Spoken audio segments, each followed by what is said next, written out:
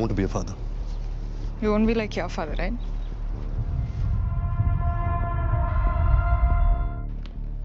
पापा, पापा, पापा। सुनाई दे रहा है? बेरा नहीं हूं मैं।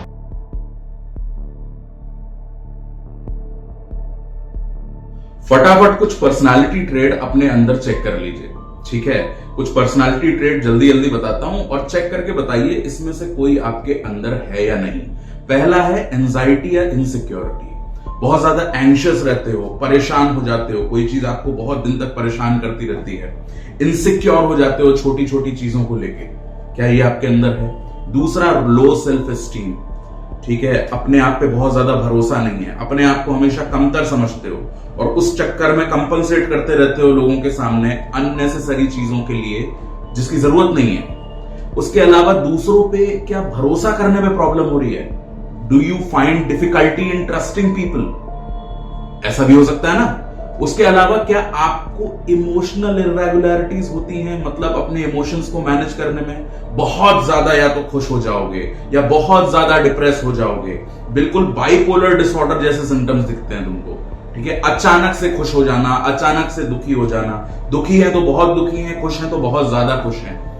फियर ऑफ अबैंडनमेंट, छोड़े जाने का डर लगता है आपको लगता है कि कोई आपको छोड़ के चला जाएगा, कोई अगर आपसे नाराज हो जाए या कोई आपसे गुस्सा हो जाए या किसी से आपका झगड़ा हो जाए, कोई दोस्त कहीं थोड़ा सा दूर चला जाए तो आपको बेचैनी होने लगती है और कई कई दिन तक वो चीजें आपको परेशान करती हैं। ये आपके साथ होता है क्या? डिपेंडेंसी या फिर को डिपेंडेंसी, बहुत ज्यादा दूसरों के वैलिडेशन को सीख करते हो, ठीक है?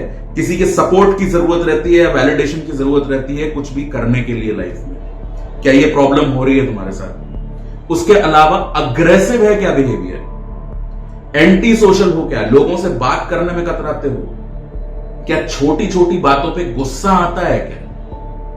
अगर आ रहा है तो बताओ, अभी आ रहा है तो बताओ। उसके अलावा क्या चीजों को अवॉइड करने की आदत है?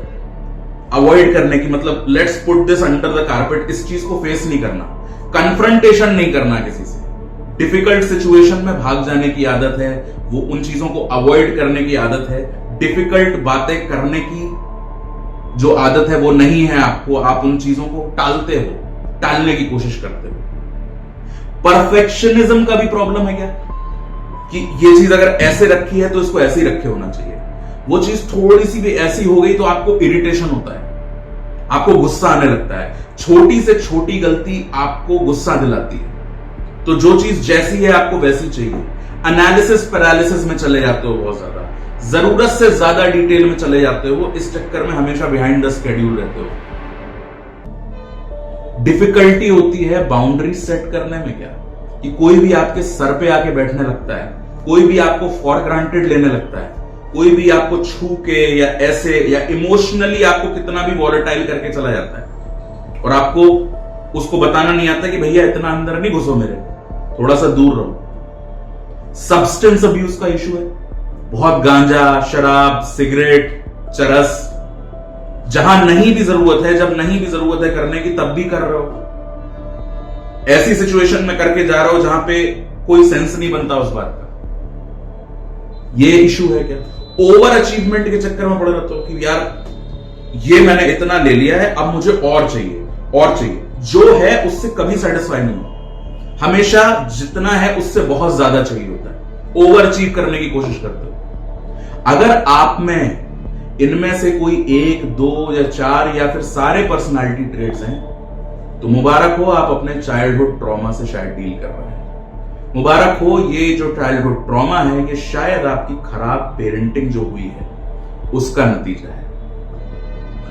आप में से बहुत सारे लोगों को आज हो सकता है शॉक भी लगे, क्योंकि आप में से कई लोगों को तो ये पता ही नहीं होगा कि ये सारी चीजें सीड कहां से हो रही हैं। आपकी पर्सनालिटी के अंदर ये जो नेगेटिव पर्सनालिटी ट्रेट्स हैं ये एक्चुअली आ कहां से रहे हैं, ये आज आपको पता लग रहा होगा।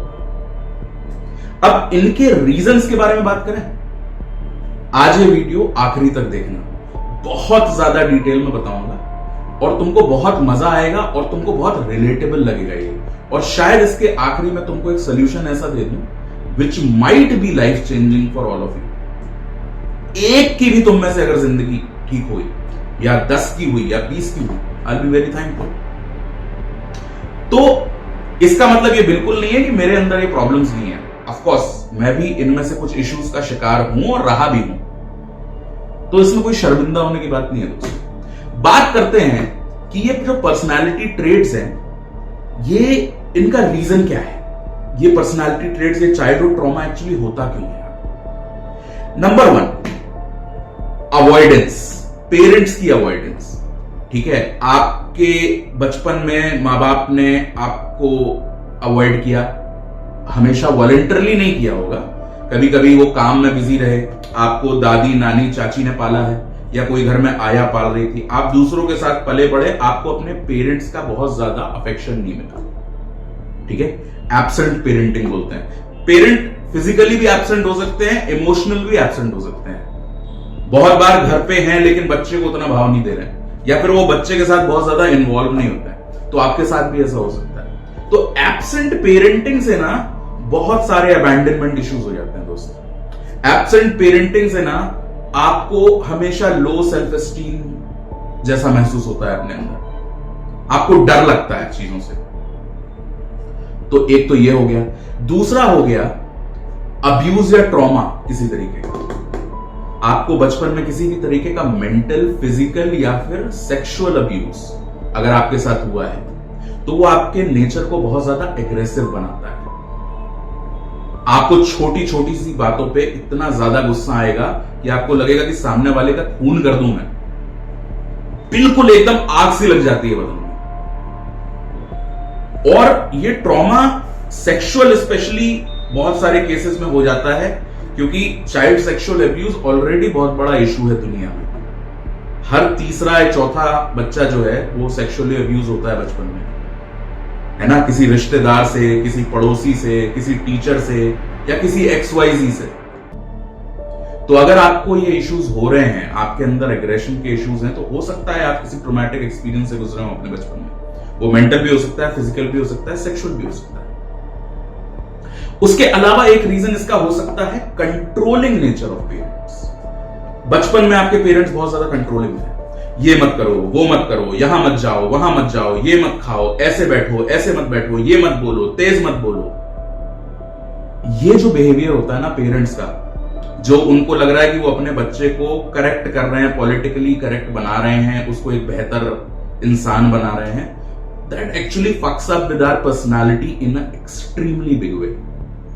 क्योंकि यहीं से सीड होता है हमारा इशू डिपेंडेंस या कोडिपेंडेंस का, कि हम हमेशा वैलिडेशन सीख कर रहे हैं, क्योंकि हमको हमारे फैसले कभी लेने ही नहीं दिए गए।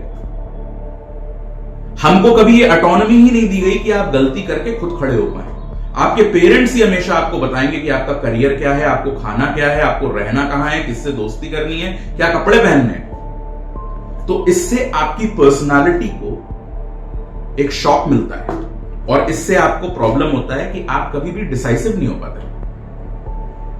तो एक ये बहुत बड़ा इशू है। उसके अलावा poor role modelling. Let me tell you, बचपन में जब हम सब छोटे होते हैं तो हमारे पेरेंट्स जो हैं हमारे हीरोज हैं, लेकिन कई बार हमारे ये हीरोज कुछ ऐसी चीज कर देते हैं हमारी आंखों के सामने जो हमें लगता है कि हीरोज को नहीं करनी चाहिए।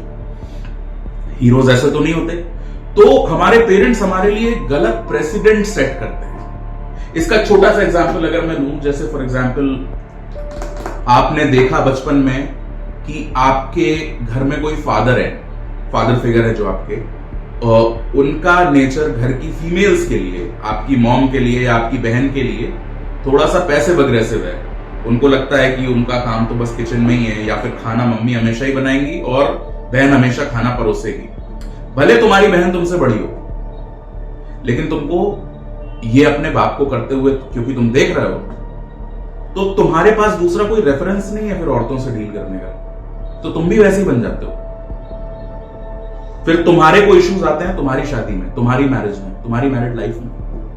और ये क्योंकि जमाना अब वो वाला रह नहीं गया कि जहां पे कोई भी लड़की इस तरीके से बर्दाश्त करेगी तुमको, तब फिर वो प्रॉब्लम हो जाती है फिर शादी के अंदर।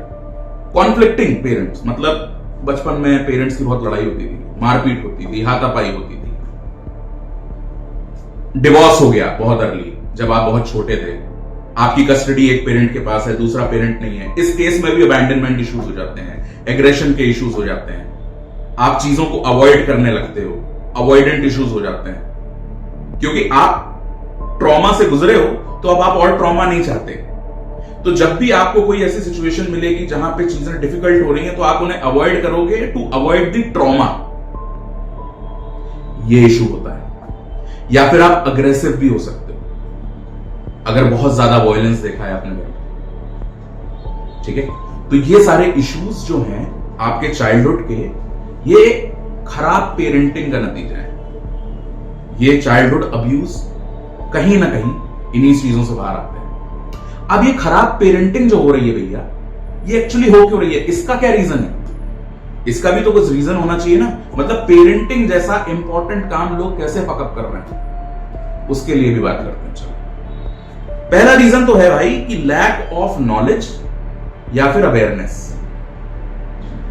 हम जब बड़े हो रहे थे तो हमारे पेरेंट्स के पास बहुत ज्यादा रेफरेंस नहीं था, इंटरनेट इस तरीके से पेनिट्रेटेड नहीं था, इंफॉर्मेशन का एक्सेस इस तरीके से नहीं था, और प्रोफेशनल हेल्प मांगना तो शायद सोसाइटी का कल्चर भी नहीं था। तो जब नॉलेज ही नहीं थी तो वो ट्रायल एंड एरर से जो निकल के आया वही हमारे हिस्से में लगा, और उसी तरीके से हमको और आपको पाला गया।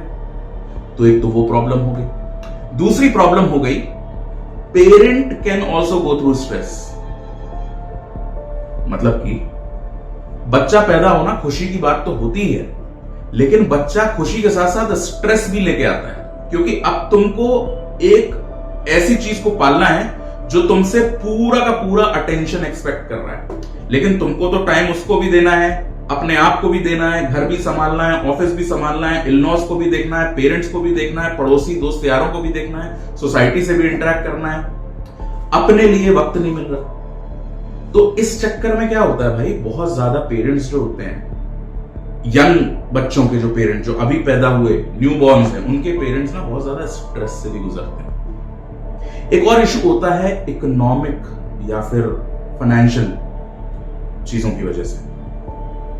अब मान लीजिए कि कोई एक ऐसा आदमी है जिसके पास बहुत अच्छे मीन्स नहीं है, बहुत पैसा नहीं कमाता, वो उसके पास बहुत अच्छी नौकरी नहीं है, या वो जो ना उसके पेरेंट्स बहुत अमीर नहीं थे,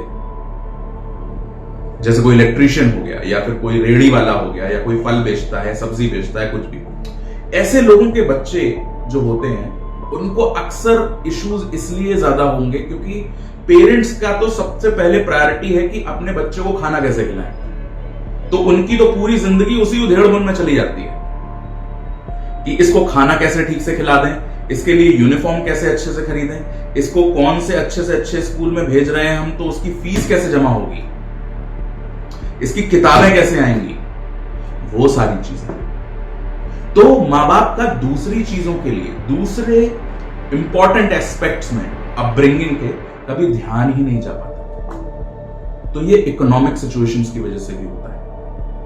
उसके अलावा भाई एक्सटेंडेड फैमिलीज आपकी हो गई, या फिर जो बाहर के लोग हो गए, उनका इंटरफेरेंस पेरेंटिंग के समय। अरे बच्चे पैदा कर लो, अरे मम्मी जी अगर बच्चे मैं पालूंगी कैसे, मुझे तो पालना नहीं आता। अरे बच्चे तो पल जाते हैं, बच्चों को पालना थोड़े पड़ता है, हमारे तो खुद 5-5 पले। भले उन 5-5 की लंका लग गई है, भले उन 5-5 के अपने अबैंडनमेंट इश्यूज होंगे, उनके और भी बहुत सारे अपने इश्यूज होंगे जो अभी तक रिजॉल्व नहीं हुए हैं, और शायद उन 5 को ये पता भी नहीं है कि उनकी पर्सनालिटी के ट्रेड्स आ कहां से रहे हैं। लेकिन बच्चे बस पैदा करने के लिए पैदा करते, और उसके बाद बच्चा जब पैदा हो जाए उसके बाद समाज आपको नसीहत देता है, अरे ये लड़की है भाई, इसको बहुत ज्यादा दूर पढ़ने मत भेजना, है ना, इसको बचपन से ही घर के काम काज सिखाओ, कल के दिन तो शादी ही होनी है, ये मत करने तो लड़की है ये। अरे लड़का है भाई, ये बहुत ज्यादा दूर मत भेजो इसको पढ़ने के लिए, विदेश मत भेजो, कल के दिन बुढ़ापे में तुम्हारा फिर सहारा नहीं बनेगा, किसी विदेश की लड़की के साथ शादी करके आ गया तब। तो ये जो भिन्न भिन्न प्रकार के आइडियाज हैं, ये आपके दिमाग में डाले जाते हैं, और वहां से फिर आप अपने बच्चे की खराब पेरेंटिंग करना शुरू करते हो, क्योंकि आपने सोसाइटल रेफरेंस ले रखे हैं, और ये वो लोग हैं जो आपको रेफरेंस दे रहे हैं जो प्रोफेशनल्स नहीं है पेरेंटिंग में, इनकी खुद की पेरेंटिंग स्किल्स फकौल है।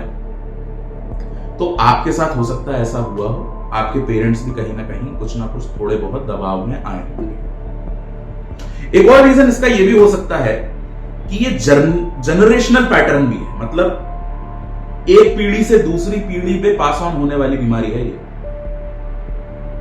कि दादा ने दहेज लिया था तो बाप ने भी लिया तुम्हारे, अब तुम भी लोगे, अब क्योंकि तुमने लिया तो तुम्हारा बेटा भी लेगा। तो इस चीज के जनरेशनल पैटर्न्स हैं।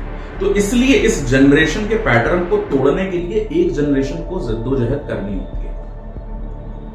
तो इन पैटर्न्स को तोड़ने के लिए और इन बेवकूफ लोगों की सलाह ना लेनी पड़े, इसलिए उससे अच्छा है कि आप कोई किताब पढ़ लें पेरेंटिंग के ऊपर अच्छी, किसी प्रोफेशनल से कंसल्ट कर लो, या फिर गूगल ही कर लो, या फिर यूट्यूब पे सर्च कर लो। आपको तो इंफॉर्मेशन आज की तारीख में फ्री में अवेलेबल है, तो मेक यूज ऑफ दैट। अगर आप नए पेरेंट हो, या आपकी शादी हो चुकी है, या आप प्लान कर रहे हो अपनी फैमिली, तो आपके लिए बहुत ज्यादा यूजफुल हो सकता है।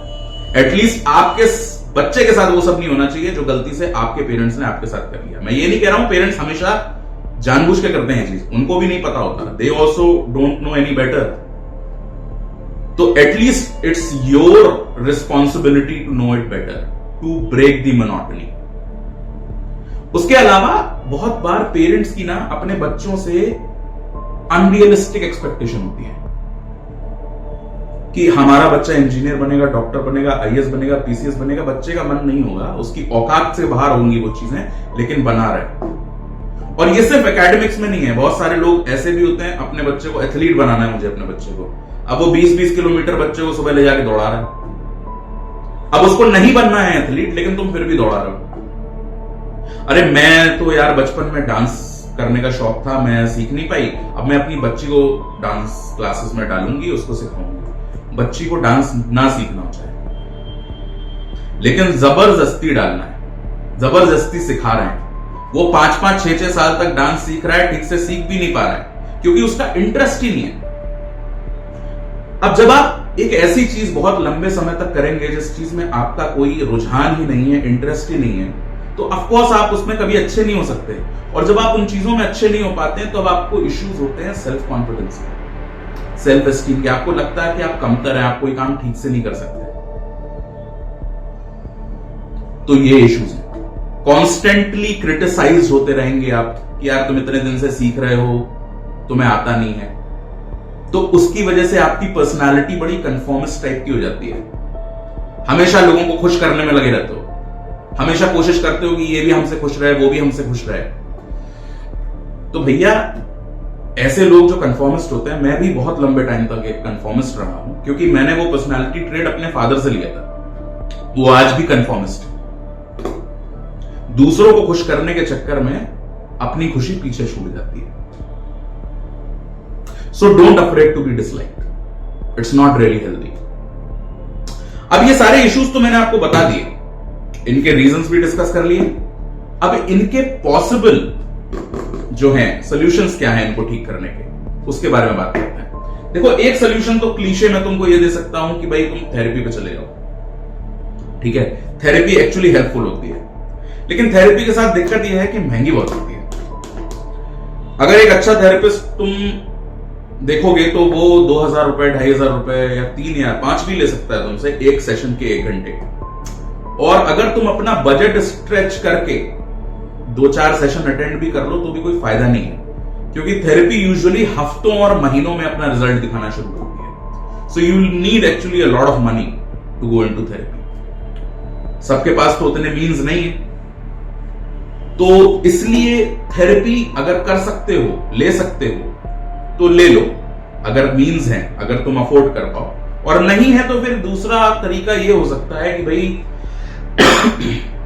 आप अपने किसी दोस्त को पकड़ लीजिए, अपने किसी रिश्तेदार को पकड़ लीजिए, अपने हस्बैंड या फिर अपनी वाइफ या फिर आपके भाई या बहन जो कि समझदार हो, जिसका दिमाग थोड़ा सा पका हुआ हो, जो चीजें समझता हो, जो मैच्योर हो, और जिसके पास स्पेशली एम्पैथी हो, थोड़ा सा लोगों को संवेदनशीलता दिखाना जानता हो। ऐसे इंसान से डिस्कस करो ये चीजें, उससे बात करके देखोगी और उससे अपने ये ट्रॉमास को डिस्कस करो, उससे बहुत हेल्प मिलेगी।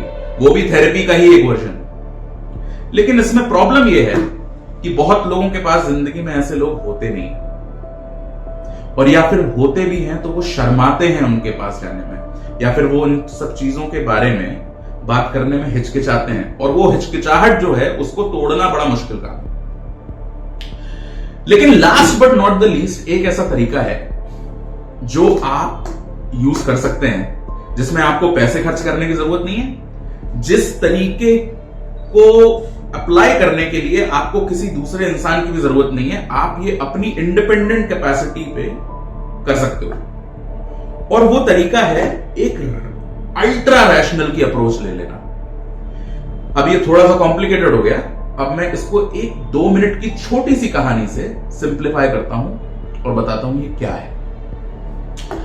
ये कहानी है एक आदमी के बारे में जिसका नाम था एंटन चेखोव। अगर आप गूगल करेंगे तो आपको पता लगेगा एंटन चेखोव दुनिया के सबसे ज्यादा जाने माने और सबसे बेहतरीन राइटर्स में से एक रह चुके हैं। ये एक रशियन राइटर थे और ये स्क्रीन प्ले और शॉर्ट स्टोरीज लिखते थे। एंटन चेखोव की जो स्टोरीज होती थी उनकी खासियत ये होती थी कि उनकी स्टोरीज जब आदमी पढ़ता था तो वो खुद कहानी हो जाता था, क्योंकि वो इतनी अलाइव थी कहानियां, ऐसा लगता था उनके कैरेक्टर्स कहानी से निकल के आपके आसपास बैठे हुए हैं। ये खासियत थी एंटन चेखोव की। वो one of the first person थे जिन्होंने इस तरीके की स्टोरी टेलिंग को अपना साधन बनाया। One of the first people to discover this kind of story telling. Anton जब छोटे थे तो उनका परिवार बहुत बड़ा था और वो बहुत गरीब परिवार से आते थे, और उनके फादर जो थे वो एक अल्कोहलिक थे और अब्यूजिव थे। तो वो शराब पी के मारते पीटते थे घर पे बच्चों को, उनको भी, उनकी मदर को भी। तो बड़ा ट्रोमैटिक चाइल्डहुड था उनका।